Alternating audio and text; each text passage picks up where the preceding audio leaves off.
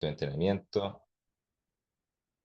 ¿Entendido? Vamos a partir con el concepto de entrenamiento, luego ver cómo ha evolucionado un poco el entrenamiento deportivo y cómo tiene que ver esto con la investigación científica.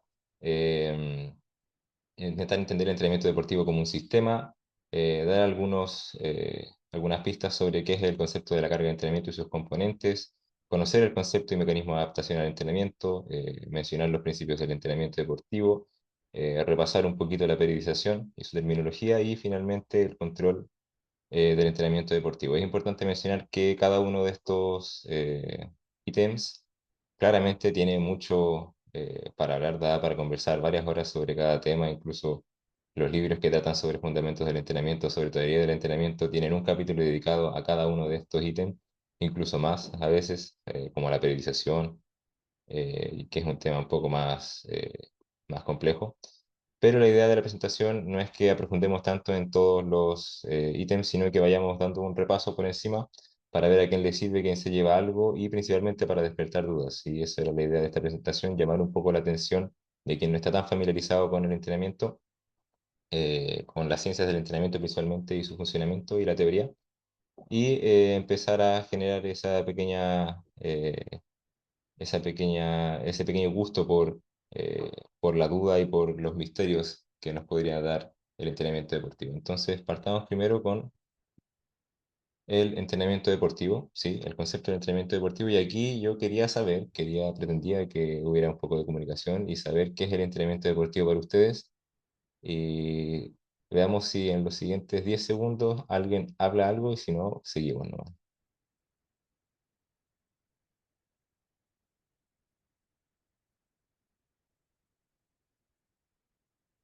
Bueno, 10 segundos contados, pude escuchar mi propia circulación con los audífonos aquí puestos, tanto silencio que había. Pero bien, entonces es importante preguntarnos muchas cosas, ¿cierto? Sobre los conceptos del entrenamiento deportivo, pero también es importante preguntarnos qué es el entrenamiento deportivo para uno mismo, ¿sí? Y para poder entender qué es el entrenamiento deportivo, tenemos que ir a la literatura y revisar qué es lo que dicen los distintos autores. ¿Por qué? Porque el concepto de entrenamiento deportivo está definido por varios autores y escogí la literatura de Rabé et al., en donde participa Carlos Navarro, el entrenador español. Y ellos hicieron una especie de recopilación de varios conceptos de entrenamiento deportivo de distintos autores y encontraron los elementos en común de todas esas definiciones y los elementos que ellos encontraron son los que se muestran aquí a continuación. Entonces podemos entender el proceso de entrenamiento deportivo primeramente como un proceso, ¿cierto? Un conjunto de operaciones sucesivas a través del tiempo que es continuo y planificado, o sea que tiene que ver con una planificación, una programación del entrenamiento y idear y controlar las variables que están dentro del proceso de entrenamiento deportivo. Es un proceso pedagógico que tiene que ver con enseñanza-aprendizaje. No solo el entrenador le enseña al deportista en cada sesión, sino que el entrenador durante el entrenamiento también aprende cómo seguir aplicando los métodos, qué es lo mejor para determinado entrenamiento y se coloca un énfasis en la comunicación, ya que si no logramos comunicarnos correctamente con el deportista, pueden haber malentendidos en cuanto a cómo ejecutar un ejercicio, en cuanto para qué sirve tal cosa y si el deportista no entiende bien lo que está haciendo, puede que los resultados no sean tan óptimos. El proceso de entrenamiento también es sistemático y científico, o sea, las decisiones que tomemos tienen que estar basadas en la ciencia y tenemos que entender el entrenamiento como un sistema complejo, eso ya lo vamos a ver más adelante. El proceso de entrenamiento se realiza a través del ejercicio físico, entre otras cuestiones, y este ejercicio físico va a generar efectos fisiológicos específicos según la carga que estemos dando, y esos efectos fisiológicos van a generar adaptaciones mecánicas, metabólicas y neurales que son las que van a mejorar nuestro rendimiento deportivo eventualmente. Y finalmente, el entrenamiento deportivo conduce al rendimiento deportivo y debemos entender la conducción al rendimiento deportivo como el objetivo principal del proceso de entrenamiento deportivo. Entonces, si nos preguntan, decimos que el entrenamiento deportivo es un proceso continuo, planificado, sistemático, tarará, tarará, que tiene como principal objetivo el rendimiento deportivo, pero no se logra el rendimiento deportivo de cualquier forma, sino que debe lograrse con eficacia, o sea, intentar lograr el objetivo que nos proponemos, alcanzar el rendimiento deportivo, pero también con eficiencia, o sea, no solo alcanzarlo de cualquier forma, lograrlo, sino que tenemos que hacerlo de una manera económica, ya sea económica energéticamente para el deportista, económicamente, eh, en tiempo. Obviamente, de la teoría a la práctica hay un abismo, pero podemos intentar aplicar estos conceptos teóricos durante el proceso de entrenamiento. También tenemos con que el objetivo principal, que sería alcanzar el rendimiento deportivo, se logra a través de la realización de objetivos secundarios como la preparación física, técnica, táctica y estratégica, la preparación teórica también, que podría garantizar el aprendizaje deportivo del deportista. O sea, el deportista es un individuo que tiene que entender lo que está haciendo y entender el trasfondo de la sesión, en los ejercicios y del proceso de entrenamiento, para que lo que haga no esté vacío, sino que genere un aprendizaje en él. Establecer la buena comunicación, ya lo mencionamos, para que se cumplan de buena manera todas las, entre comillas, órdenes, ¿sí? O las propuestas que le realizamos al deportista. Y tener en cuenta que existen necesidades ajenas al entrenamiento de parte del deportista, que él no es una máquina y tiene una vida aparte del entrenamiento, y lo que suceda dentro de su vida personal va a incidir de alguna u otra forma en el proceso de entrenamiento y en el rendimiento deportivo consecuente. Entonces, después de que sepamos qué es lo que dice la teoría, tenemos que preguntarnos nuevamente qué es el entrenamiento deportivo para mí y intentar juntar lo que leemos y tomar lo que leemos, perdón, y juntarlo con nuestras experiencias personales, nuestras vivencias y nuestra filosofía también como ser humano, e intentar crear un concepto de entrenamiento deportivo que se acomode a nuestra idiosincrasia, ¿cierto? Pero jamás dejándole de lado lo que serían las bases científicas o lo que dice la teoría y los eventuales consensos que puedan llegar en el mundo de entrenamiento. ¿Alguna duda hasta ahora? Solo 5 segundos de respuesta.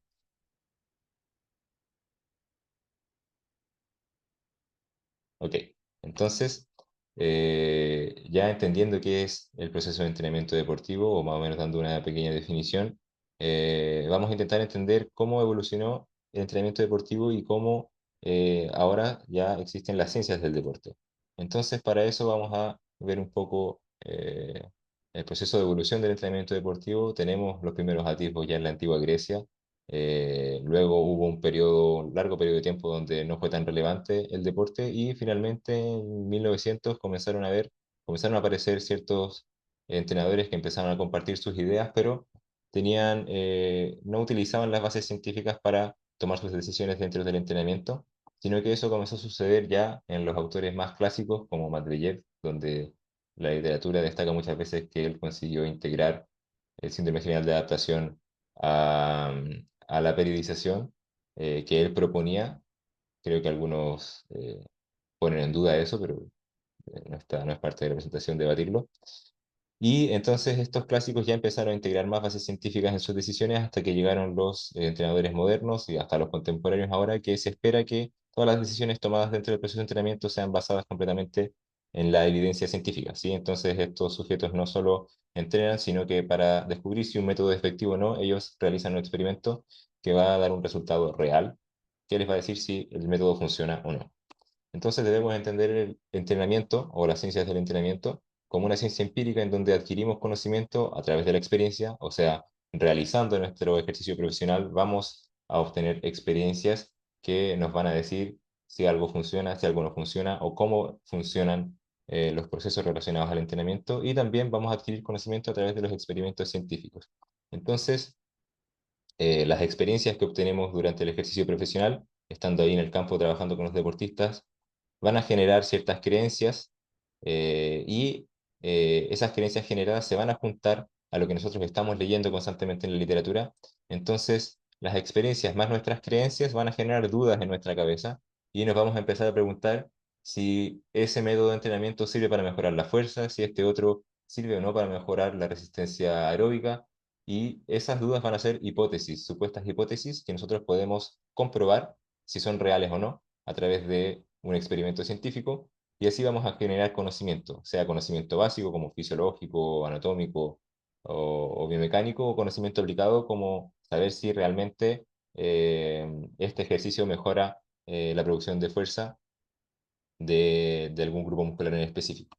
Entonces, para ejemplificar este tema de los experimentos científicos, vamos a poner una situación, un ejemplo en donde nosotros somos entrenadores de corredores de velocidad Y durante nuestro ejercicio profesional comenzamos a probar cosas nuevas y le metimos a un deportista sentadillas pesadas, ¿sí? Y vemos que esa sentadilla mejoró el sprint de ese deportista, ¿sí?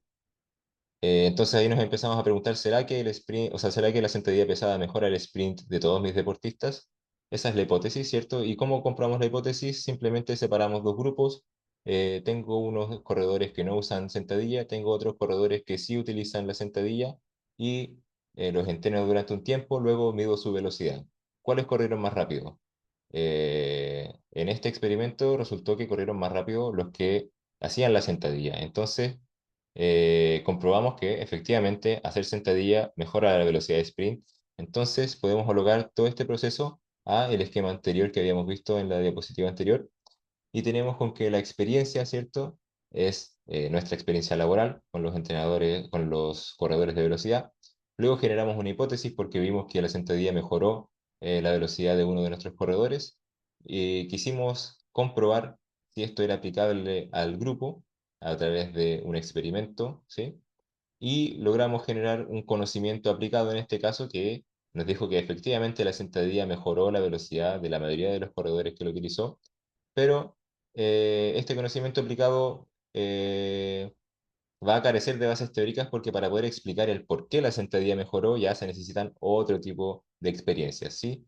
Entonces, este es un ejemplo de cómo podemos testar nuestras hipótesis, testar nuestras dudas y los misterios que van surgiendo a través de procedimientos experimentales.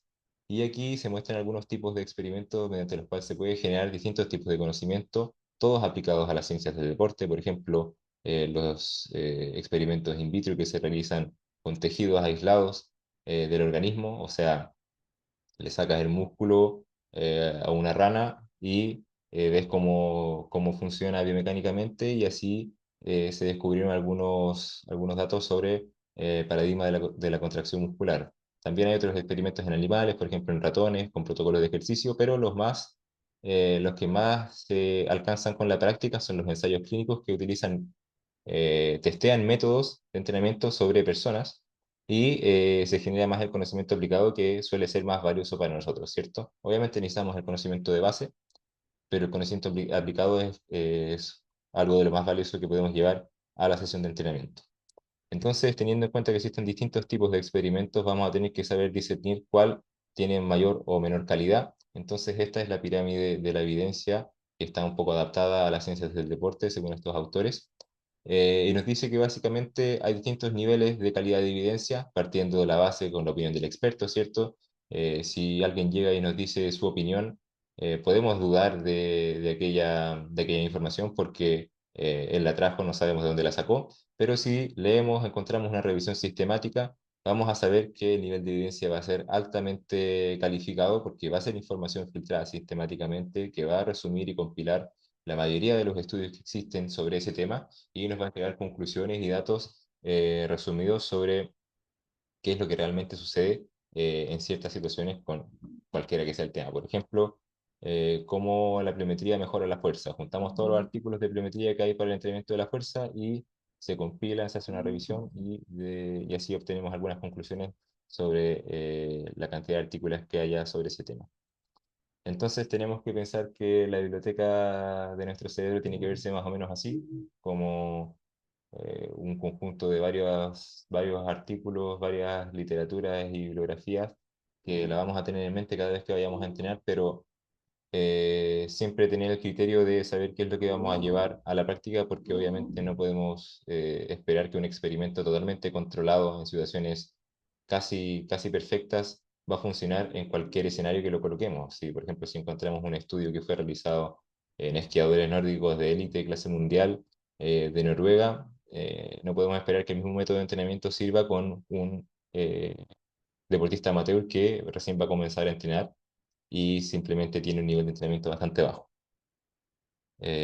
Bueno, continuamos entonces con la sección de los sistemas. Y esto es un poco más breve, solo para entender que el proceso de entrenamiento no funciona como un sistema simple, en donde introducimos una información o introducimos algo, el sistema lo procesa y sale un resultado, como podría ser la introducción de carga de entrenamiento al deportista, y el deportista simplemente entrega un resultado, sino que es mucho más complejo que eso, en donde hay más pasos entre medio, hay más factores interviniendo. Por ejemplo, en cuanto a esto, Vadillo menciona este esquema que ya es un poco más complejo que el sistema que vimos anteriormente, en donde los objetivos determinan los ejercicios son realizados por el deportista entrega el rendimiento, y ese mismo rendimiento va a estar a su vez determinado por los ejercicios. Entonces, así se completa el ciclo y tenemos sistemas aún más complejos de otros autores que ya ponen muchas más variables en la pantalla y que, por ejemplo, mencionan que durante la realización del entrenamiento y la competición van a haber más factores intervinientes, factores perturbadores y otras cosas, y que luego de obtener un resultado competitivo, nosotros tenemos que evaluar el resultado, analizarlo y volver a modificar. Entonces, no es un sistema que va en solo una dirección y obtiene un resultado y se acaba, sino que el mismo resultado nos va retroalimentando y va generando modificaciones durante el proceso. Eh, la idea de eso es entender que hay muchos factores intervinientes en el proceso de entrenamiento y que obtener rendimiento no es tan fácil como aplicar una carga y mejorar, ¿sí? Ahora la parte de carga de entrenamiento es un poco más, entre comillas, profunda. Vamos a ver un poco más de factores y vamos a partir definiendo el concepto de carga de entrenamiento según Vadillo, que dice que la carga de entrenamiento es un conjunto de exigencias biológicas y psicológicas, o sea, eh, cuenta parte física y parte mental dentro de esta carga de entrenamiento y es provocada por las actividades del entrenamiento. Entonces, existe una carga propuesta y una carga real. Algunos autores la llaman carga externa o carga interna. Vadillo la llama propuesta o real. Y la diferencia entre estas dos cargas es que la carga propuesta es básicamente lo que nosotros recetamos, lo que nosotros escribimos en el programa de entrenamiento, son las series, repeticiones, velocidades, kilogramos que le recetamos al deportista y es la que causa las adaptaciones funcionales, bioquímicas, morfológicas y físicas. Entonces es como una receta, como un fármaco, en donde nosotros escribimos tantos miligramos de entrenamiento de fuerza, tantos miligramos de entrenamiento metabólico y esperamos que esa receta surta algún efecto en nuestro deportista, eh, algún efecto específicamente fisiológico, ¿cierto?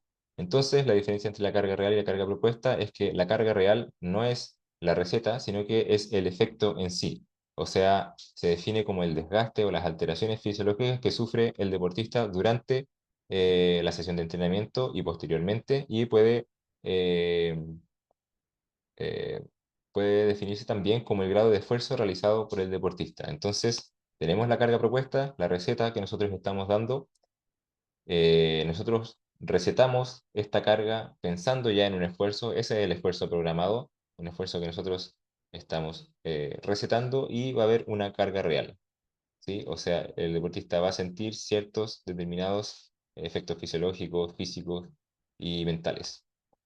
Y para ejemplificar de mejor manera esto, ponemos un ejemplo aquí en donde hay que prestar un poco más de atención, eh, porque tenemos una carga propuesta que corresponde a tres series de 12 repeticiones al 20% del 1RM a baja velocidad. Ojo con esto, ¿sí?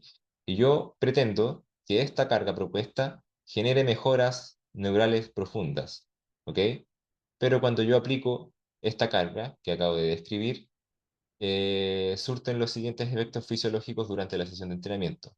Y quien conoce un poco más de fisiología va a entender que estos efectos no coinciden mucho con lo que yo estoy buscando y esta carga tampoco coincide mucho eh, con los efectos que yo estaba buscando.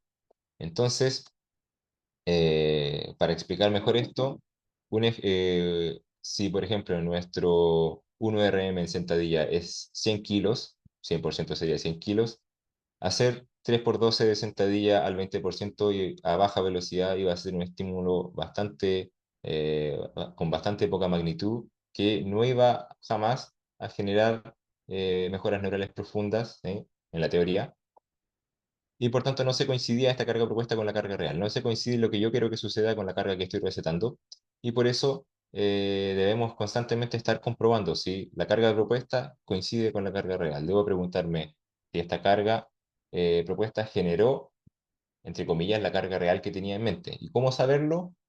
Bueno, durante la sesión es difícil tener siempre disponible un monitoreo de lo que está sucediendo en tiempo real, pero una forma quizás más accesible es realizar test y controles periódicamente para saber si el entrenamiento que estoy utilizando está generando los efectos que estoy buscando.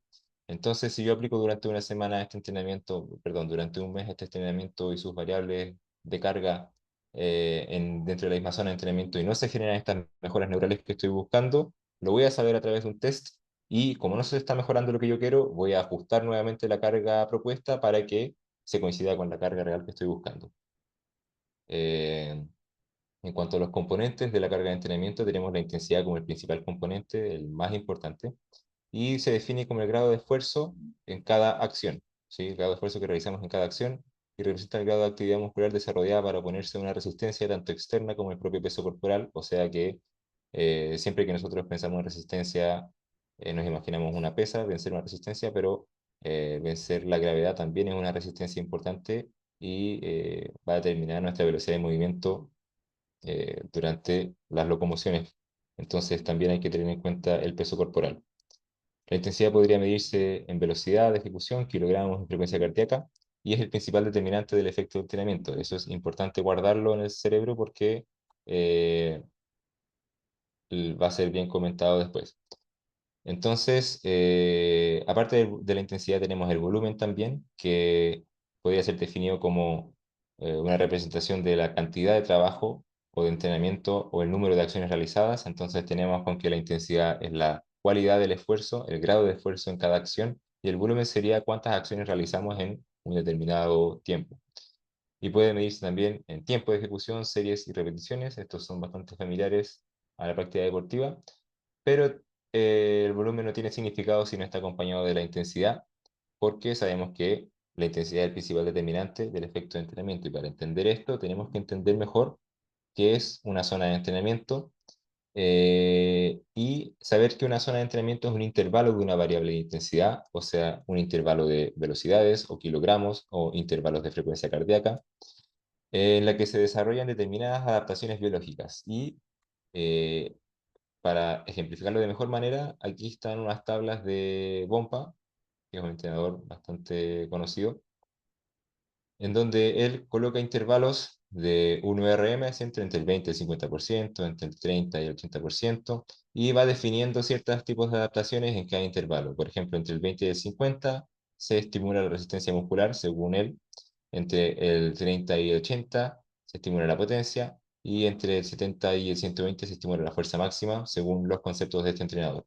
Entonces tenemos con que para el 1RM hay ciertas zonas definidas que van a hacernos trabajar eh, en un intervalo de la intensidad para poder generar determinadas adaptaciones fisiológicas, están bien definidas.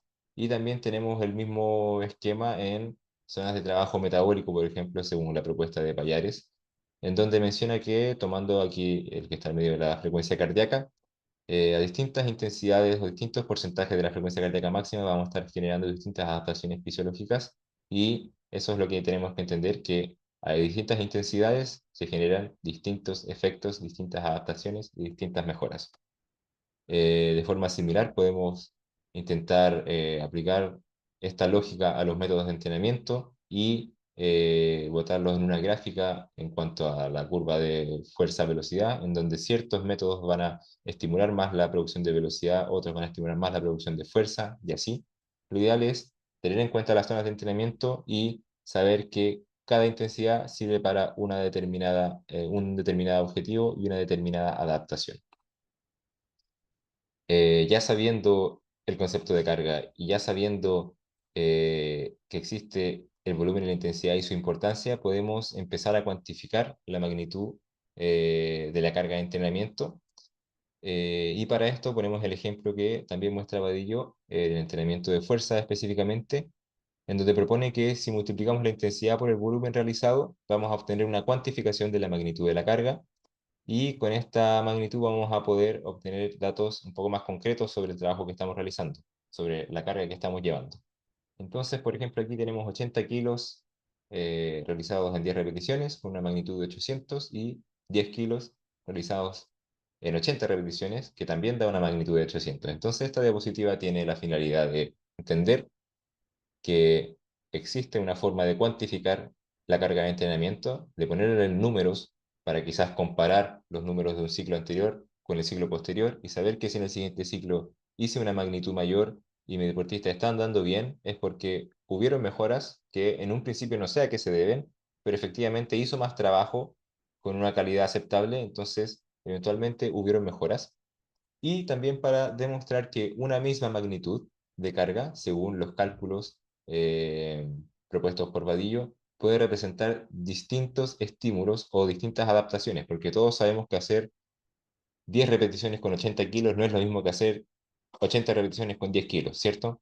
Si nuestro 1RM nuevamente de sentadilla son 100 kilos, 80 kilos sería el 80% y sabemos que al 80%, por ejemplo, según Bompa, vamos a trabajar la fuerza máxima y al 10%, como aquí decía, no vamos a trabajar nada, no hay, según él, no hay nada aquí. Entonces, probablemente la carga de 80 kilos nos va a generar adaptaciones neurales, pero la carga de 10 kilos, aunque la hagamos 80 veces, no va a generar muchas adaptaciones interesantes, tal vez va a servir para una carga de recuperación, pero la idea es entender que una misma magnitud puede significar diferentes adaptaciones. En cuanto a otros componentes de la carga, aparte de la intensidad y el volumen, que son los principales, está la frecuencia de entrenamiento, que se traduce en los días por semana que entrenamos, la densidad, que sería la relación entre la pausa y el esfuerzo, o sea, realizar un número alto de esfuerzos con poco descanso entre cada esfuerzo va a ser un entrenamiento más denso, por lo tanto más extenuante, entre mayor densidad, eh, más exigencia, y destacar la especificidad de la carga de entrenamiento, que es la relación de la carga con las características dinámicas, cinemáticas y metabólicas de la competencia. Entonces, esto se traduce en tener que entrenar durante la preparación física lo más similar a lo que se realiza en la competición, ¿sí? Si tenemos que hacer desplazamientos horizontales en la competición a través de una carrera o un sprint, utilizar ejercicios que eh, ejerzan fuerza en el plano horizontal y no solo en el plano vertical, por ejemplo, uno de los ejemplos más comunes. Y ya para terminar con los conceptos de la carga de entrenamiento, tenemos con que eh, distintas magnitudes de carga pueden significar distintos efectos de la carga de entrenamiento. Entonces, eh, tenemos con que existen cargas para mejorar el rendimiento, para mantener o para recuperar el organismo. Y si utilizamos las cargas para mejorar excesivamente y de manera continua, sin descansos entre medio, vamos a obtener siempre efectos negativos porque no estamos preparados como seres humanos para poder aumentar y aumentar y aumentar la carga sin descansar. Eso nos va a llevar sin duda a un estancamiento o a la pérdida del rendimiento o a una lesión.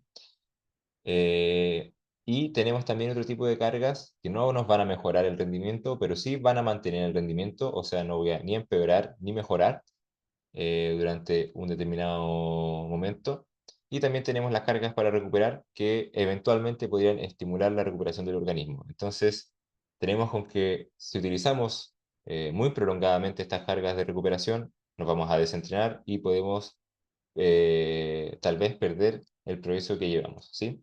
La idea es que exista una ondulación de cargas, ¿sí? Utilizar cargas para mejorar un par de semanas, utilizar una carga de recuperación una semana.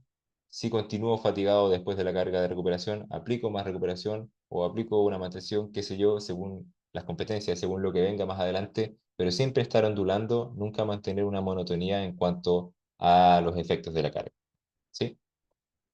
Eh, bueno, en cuanto a la adaptación relacionada al entrenamiento deportivo, tenemos primero que presentar el concepto de adaptación biológica, ¿sí? En donde nos dicen que el entorno tiene o genera distintos estímulos que van a ser recibidos por un organismo adaptable, en este caso seres humanos, pueden ser animales, el ser humano también es un animal, ¿cierto? Y estos estímulos recibidos por el organismo van a generar ciertas alteraciones y posteriores modificaciones que van a intentar hacer que este organismo se acomode a las exigencias del entorno únicamente para sobrevivir. Entonces, si el entorno nos perturba, nosotros nos adaptamos para poder mantener nuestra supervivencia en ese entorno. Y si llevamos este concepto a un ejemplo un poco más práctico, no práctico, pero un poco más en contexto de entrenamiento, eso lo define mejor, tenemos con que los estímulos van a ser las sesiones de entrenamiento, por ejemplo, una carga de entrenamiento que va a ser aplicada al ser humano deportista y esta carga de entrenamiento va a generar alteraciones y modificaciones, va a generar esta carga real, estos efectos fisiológicos que vamos mencionando, y estas modificaciones van a generar acomodaciones en forma de adaptaciones, ¿sí?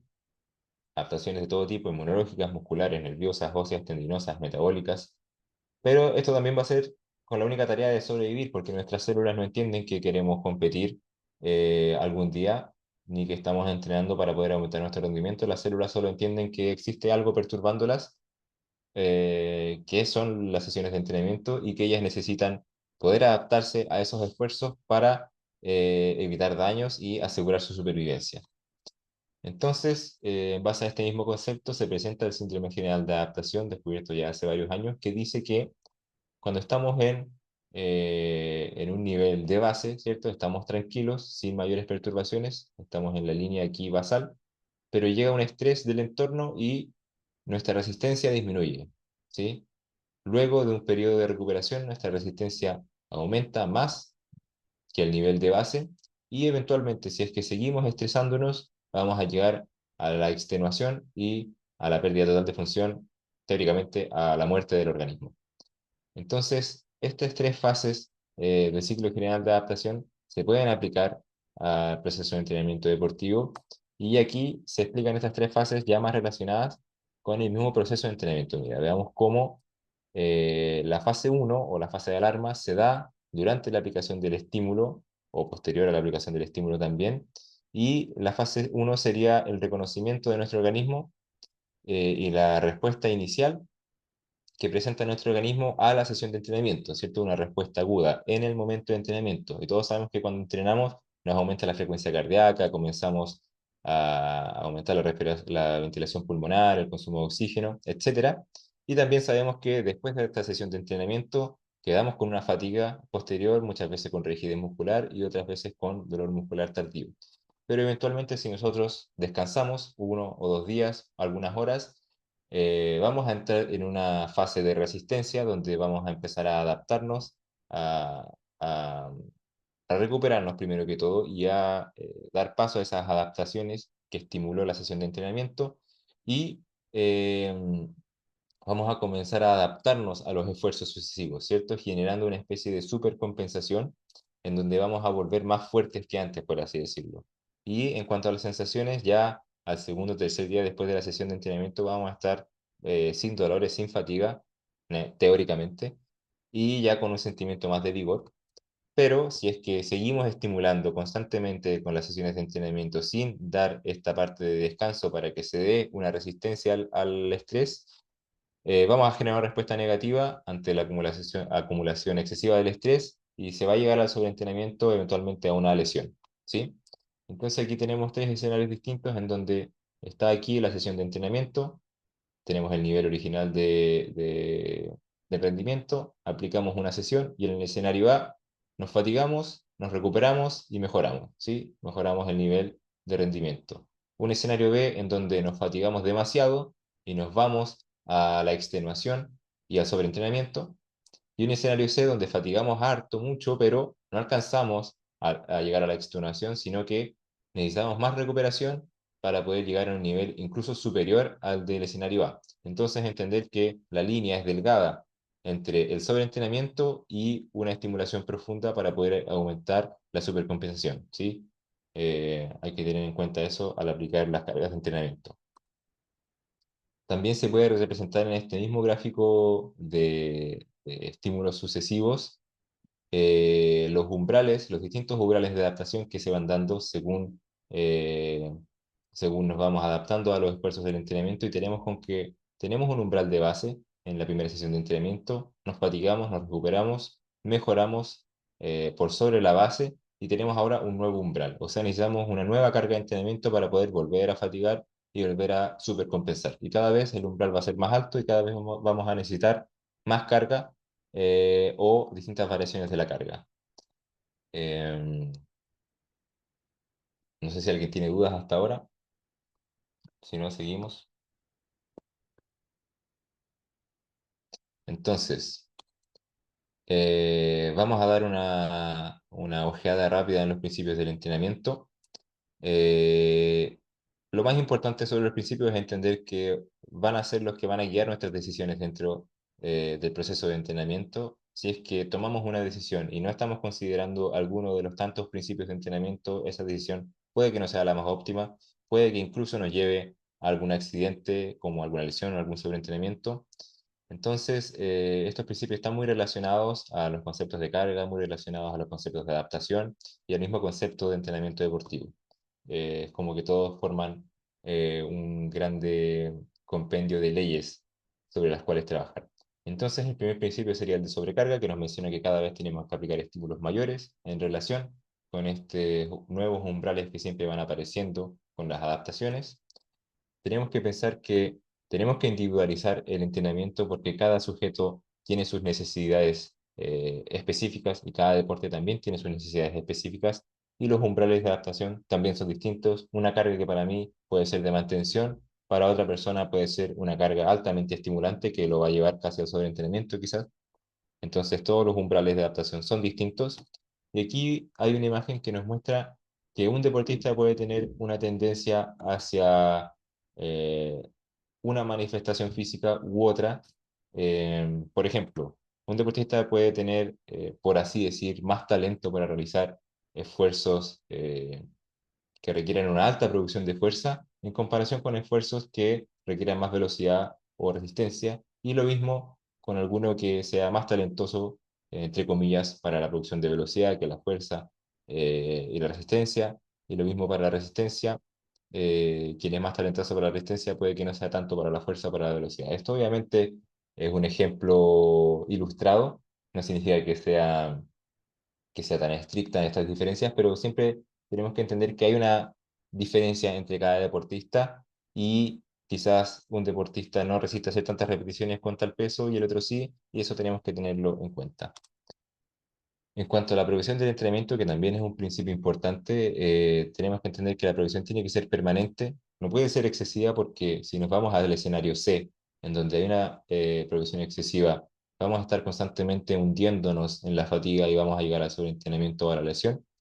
Tenemos que intentar que la progresión sea en base a esfuerzos óptimos, que no generen una fatiga excesiva, pero que también estimulen lo necesario para mejorar, como sería en el escenario A, donde estamos constantemente mejorando, aunque las mejoras constantes no son muy reales, por así decirlo, si bien vamos a tener periodos en que mejoramos harto, pero no siempre va a ser todo tan plano, sino que va a tener varios matices, ¿sí?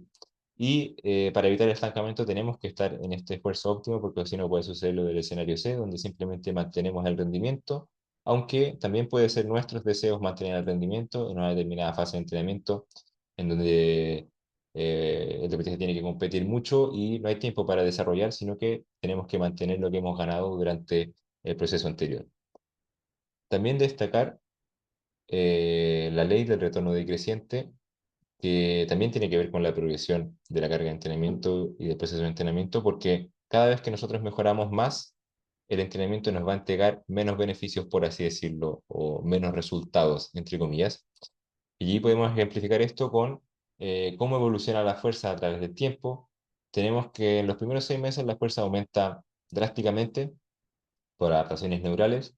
Luego de los 6 meses a un año va a disminuir la velocidad a la cual aumenta la fuerza muscular y ya un año adelante o 2 años hacia adelante se va a generar tal vez una meseta o un aumento mucho más leve en comparación a los primeros meses. Entonces, la ley del retorno decreciente trata de que voy a estar entrenando cada vez más, pero voy a recibir, entre comillas, cada vez menos, ¿sí?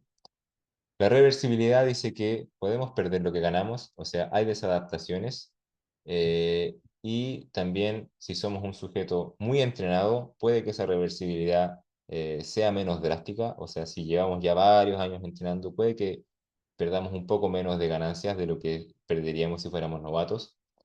Pero esta imagen aquí ilustra bastante bien lo que sucede durante el desentrenamiento y cómo podemos tal vez revertir o manejar de mejor manera el desentrenamiento Y tenemos que en esta línea morada es un caso de desentrenamiento en donde nos quedamos en cama postrados durante varios meses y la función se perdió ampliamente, o sea, hubo una gran pérdida de rendimiento, pero cuando nos desentrenamos, entre comillas, y continuamos haciendo ejercicio, va a haber una pérdida menor y la necesidad de entrenamiento para volver a recuperar va a ser menor también. Entonces, la reversibilidad va a estar de acuerdo a los esfuerzos que vayamos haciendo durante nuestro periodo de desentrenamiento. Eh, el principio de la variabilidad dice básicamente que hay que evitar la monotonía, o sea, aplicar constantemente, periódicamente nuevos estímulos, ¿sí? Sin exagerar, obviamente, cambiar los ejercicios y la carga, o sea, perdón, los ejercicios todas las semanas, sino que hay que dar tiempo a las adaptaciones, a acomodarse a una carga. Pero esta variabilidad también va a evitar las adaptaciones negativas, por ejemplo, como sale aquí en la imagen, colocando semanas de descarga, cada 3 semanas de estimulación. Eso va a evitar el exceso de fatiga. Esto mismo tiene que ver con alternar las cargas y la continuidad, perdón, también se relaciona con la variabilidad, la progresión y la sobrecarga. Y nos dice que si hacemos continuadamente el entrenamiento, vamos a evitar la pérdida de progreso. Tenemos que asegurar la recuperación en esta continuidad, como lo muestra este gráfico aquí. Y se menciona que cuando llevamos mucho tiempo entrenando sin parar, a intensidades muy altas o exigencias muy altas, debemos tomar grandes descansos. Esto no significa un año, significa tal vez un mes o menos tiempo, pero haciendo sesiones de recuperación significativa para poder volver a obtener mejoras durante el proceso. Y finalmente la especificidad, que ya fue comentado durante el concepto de carga, que es básicamente entrenar lo más similar posible a lo que hacemos durante la competencia en cuanto a la musculatura, el gesto, la activación muscular, metabolismo, etcétera, etcétera, ¿sí? Hacer acciones lo más posible, lo más similares posibles a la competición durante nuestras sesiones de entrenamiento. Vamos entonces con la periodización. Ya quedan las últimas dos secciones. Y para entender también cómo surgió la periodización o qué es lo que significa periodizar, tenemos que también entender un poco cómo fue evolucionando a través del tiempo el entrenamiento deportivo, sabiendo que ya desde hace varios, varios siglos existen atisbos de que las personas intentaban planificar, hacían ciertos sistemas de entrenamiento en la antigua Grecia. Ya cuando empezaron a aparecer los primeros entrenadores pioneros también, compartían ideas sobre cuánto tenían que durar los ciclos, cuánto competía cada deportista o cuántos meses de recuperación se necesitaban. Pero cuando llegó Matveyev, sí, se le atribuye a él esta, se le atribuye a él esta hazaña de plantear la periodización. Él empezó a ya darle más nombres a los conceptos y planteó fases de desarrollo, mantención, reducción temporal de la forma deportiva y trajo otros conceptos como macrociclos, mesociclos y microciclos. Eh, y luego los entrenadores modernos comenzaron a cuestionar y discutir sobre esta planificación de Medvedev, sobre esta periodización, porque encontraron que era poco general, que era muy larga, que realizaba muy pocas competiciones y no atendía a las necesidades del contexto deportivo de los años venideros. Entonces, aquí está la periodización de Medvedev, bastante simple. Con el tiempo otros autores la tomaron, la fueron complejizando un poco, poniendo ya más estéticamente las fases aquí abajo y los periodos, preparatorio, competitivo, transición, distintas fases de entrenamiento. Y luego otros autores modernos comenzaron a plantear sus propias técnicas de periodización, especializando más las cargas, creando más picos de rendimiento. eh, y sobre todo aumentando la exigencia específica por sobre la exigencia general, ¿sí? Aquí está el ATR, por ejemplo, que es bastante utilizado aún, pero luego de varios años utilizando el término periodización, llega Vadillo y cuestiona un poco la utilización de este concepto porque dice que, según la semántica lingüística, periodizar solo significa establecer periodos para un proceso. O sea, esto no nos dice mucho sobre cómo hay que administrar las variables de entrenamiento para el proceso de entrenamiento, sino que periodizar es simplemente crear periodos y también cuestiona otras terminologías como los microciclos, mesociclos, los periodos, fases de preparación especial. Todo eso él lo cuestiona porque dice que son poco explicativos y poco tingentes a las reales tareas del entrenador y él propone, en vez de priorizar, programar, que sería básicamente idear y ordenar las variables de entrenamiento del proceso de entrenamiento deportivo para poder obtener el objetivo final, que sería rendimiento, y en vez de utilizar todas estas fases, periodos y microciclos, lo correcto sería utilizar simplemente ciclo de entrenamiento, que sería el espacio de tiempo en el cual aplicamos las cargas. Y pasar de algo complejo a algo más simplificado, que puede atender mejor nuestras necesidades según Vadillo. Yo, si me preguntan cuál utilizar, digo que los dos. A veces es bueno establecer periodos, a veces es bueno solo establecer ciclos. Todo depende de lo que funcione para ti y para tu deportista. Entonces tenemos que la misma programación del entrenamiento es definida y debe ser sistemática, o sea, una secuencia de esfuerzos programados, continuos, concretos y detallados. Debe ser específica, ya lo vimos en los principios, o sea, debe atender a las necesidades del individuo y del deporte. Debe ser flexible, sobre todo flexible, porque a través del control, la evaluación sistemática, vamos a tener una tarea permanente de reestructuración, análisis y revisión de los resultados, como vimos en el concepto de carga. Si la carga propuesta no se coincide con la carga real y no está generando las adaptaciones que yo quiero, tenemos que rever el planteamiento de la carga y probablemente generar modificaciones para lograr los objetivos que estamos queriendo. Entonces, tiene que ser flexible, tienen que haber variaciones, como decían los principios del entrenamiento, variaciones de la carga y progresiones, y tiene que atender objetivos concretos, realizables, que sean reales para el contexto de entrenamiento presente, que tengan que ver con el rendimiento en competición o, eventualmente, como sabemos que la programación del entrenamiento no se utiliza solo en contextos deportivos, pueden atender objetivos personales de el cliente para quien sea preparador físico de salud o de poblaciones especiales, cliente o paciente, ¿cierto? Y aquí mostrar más que nada algunas imágenes que ilustran de manera más explicativa cómo sería la estructura cíclica de la periodización tradicional, donde tenemos un macrociclo anual probablemente, algunas fases de entrenamiento por aquí, los mesociclos ordenados con una acumulación distinta de meses en cada uno, sus respectivos microciclos como semanas y la unidad básica del entrenamiento que sería la sesión y sus respectivas variantes. También tenemos distintos patrones de carga dentro de la periodización. Encontramos con que podemos aplicar 3 semanas y una de descanso, podemos aplicar 2 semanas de estimulación y una de descanso. ¿De qué va a depender cuál utilizo? De lo que le sirve a mi deportista, de cómo se sienta mejor el deportista, de cómo obtengamos mejores resultados. Entonces, ¿cómo voy a saber si utilizo una u otra cosa? Experimentando, ¿sí? Probando, testeando, controlando, obteniendo datos, analizando los datos y volviendo a probar.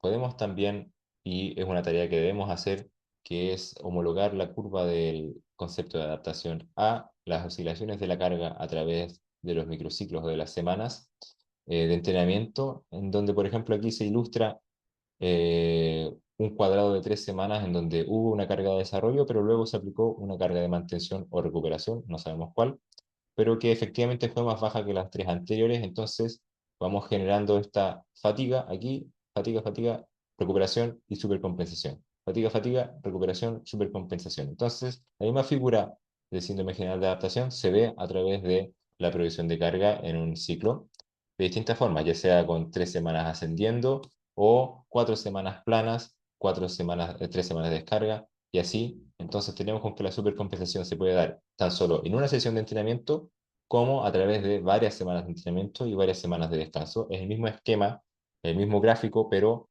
macro o micro, ¿sí? Aquí tenemos simplemente para demostrar que los entrenadores hacen sus propios esquemas de planificación, sus propios programas y colocan todas las variables habidas por haber para que ellos puedan ordenarse dentro del proceso de entrenamiento e intentar controlar todas estas variables. Pero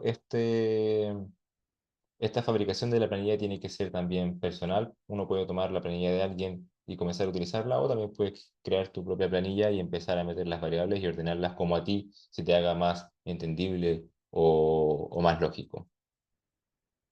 Entonces, nos quedaría ya la última sección, que sería la de control y monitoreo. Y esto es únicamente para mencionar que el control o monitoreo del entrenamiento tiene por objetivo obtener una retroalimentación de los efectos del entrenamiento, o sea, obtener información a través del proceso de entrenamiento, de tal forma que puedo obtener datos cuantitativos y cualitativos de lo que está sucediendo en el proceso, y con estos datos generar un análisis crítico y comprobar si se están generando las adaptaciones que quiero y también detectar posible fatiga de mi deportista. Entonces, constantemente tenemos que estar viendo los resultados, sabiendo en qué resultan mis entrenamientos para saber si la carga propuesta se coincide con la carga real que estoy buscando y saber si nuestro deportista está fatigado o no para poder generar cambios en el entrenamiento. Si no se está generando la adaptación que yo quiero, cambio el entrenamiento. Si el deportista está muy fatigado, cambio el entrenamiento para que descansen. Y así aseguramos equilibrio entre carga y recuperación, que es básicamente lo que veíamos en el gráfico del síndrome de adaptación, ¿cierto? Que tenía que haber una carga y una recuperación periódica para poder generar supercompensaciones constantes y constantemente elevar los umbrales eh, de necesidad de carga, ¿sí? Y estos serían algunos métodos de monitoreo. Frecuencia cardíaca, por ejemplo, los más utilizados, frecuencia cardíaca para ver la intensidad del ejercicio. Podemos medirla en el reposo, en el sueño, para ver, por ejemplo, si está la frecuencia cardíaca muy aumentada, vamos a saber si estoy sufriendo sobreentrenamiento o si estoy sufriendo una fatiga excesiva.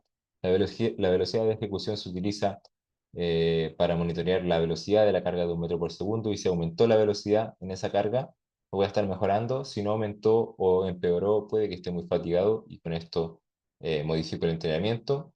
El RPE o esfuerzo percibido también es bastante popular.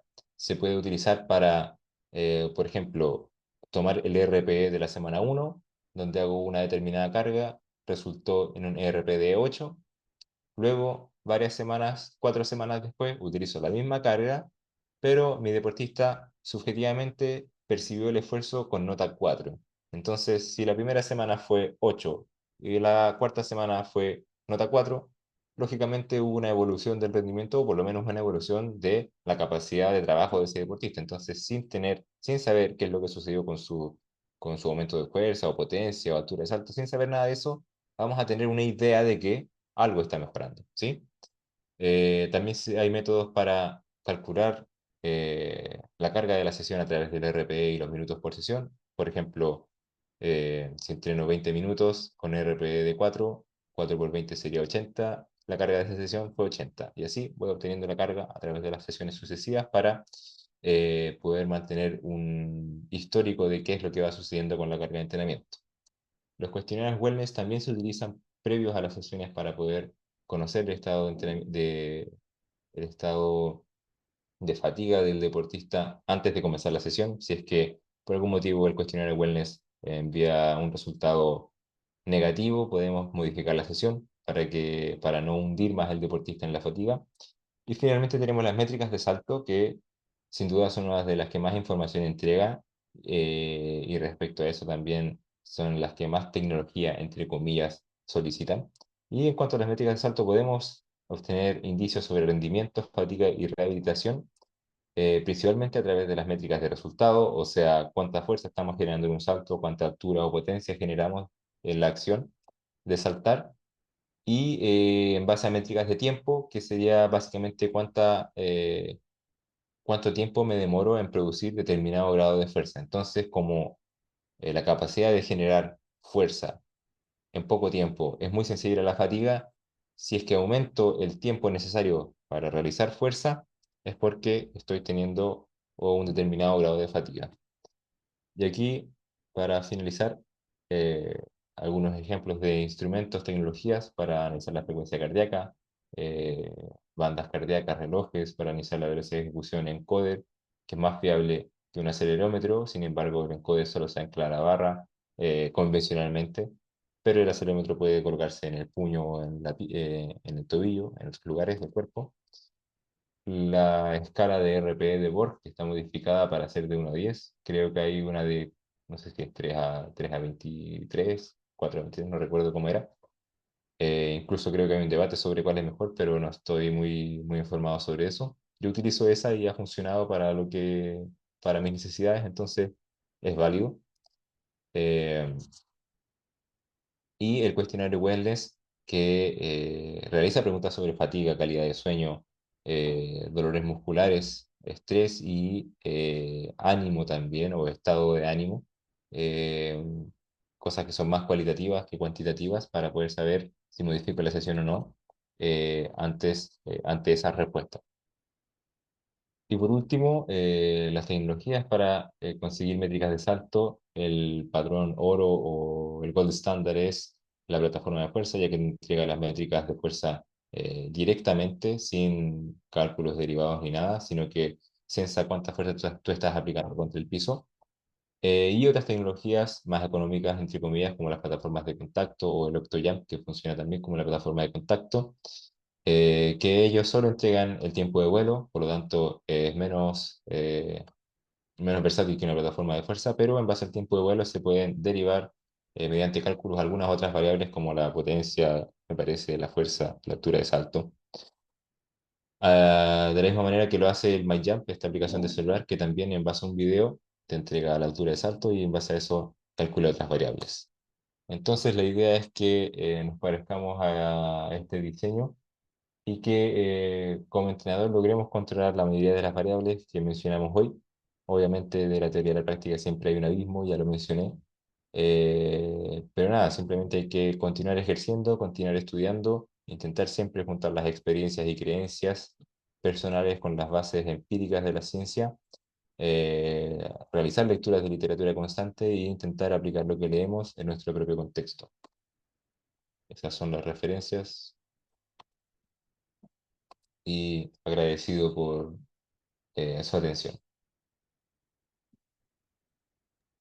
Buenísima, Renato, muchas gracias ahí por tu presentación. Alguno de los participantes que quiera ahí hacer alguna pregunta, algún comentario.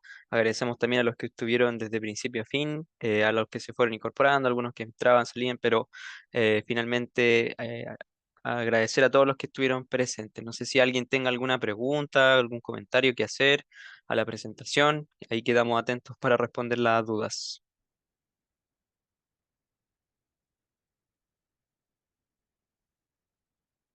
Pablero, Leandro, Margarita, José. Hola, me conecté tarde, la grabación la subirán a YouTube. Sí, así es, la subiremos ahí a nuestro canal y la estaremos compartiendo durante los días que siguen. Así que no se preocupen.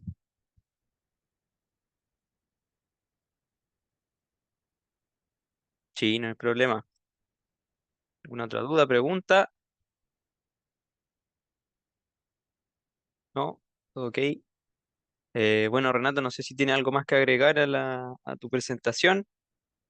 Te doy el paso.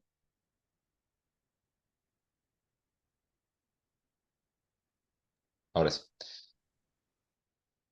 Más que nada agradecer simplemente a los que asistieron, a los que eventualmente se unieron y salieron, etcétera. Eh, Esperar que se motiven también para siguientes instancias. La idea es que se continúen haciendo. Mientras más asistencia mejor, mientras más interés de parte del público mejor para poder nosotros continuar con esta labor. Y nada, como no hay preguntas, creo que podríamos dejarlo por aquí. Cualquier cosa, si es que después llegan a ver el video en YouTube y les surge cualquier pregunta o una duda sobre alguna referencia, lo que sea, pueden preguntarla, pueden enviarla ahí al Instagram. De todas maneras, eh, se mostraron las referencias y ahí pueden buscar de dónde saqué la información. Pero cualquier cosa vamos a estar disponible. Yo personalmente voy a estar disponible si es que tienen alguna duda respecto a eso, respecto a cualquier cosa que esté vista aquí en la presentación. Eso. Súper. Muchas gracias entonces, Renato. Eh, muchas gracias, Margarita, por tu comentario. Muchas gracias por completo la presentación, dice.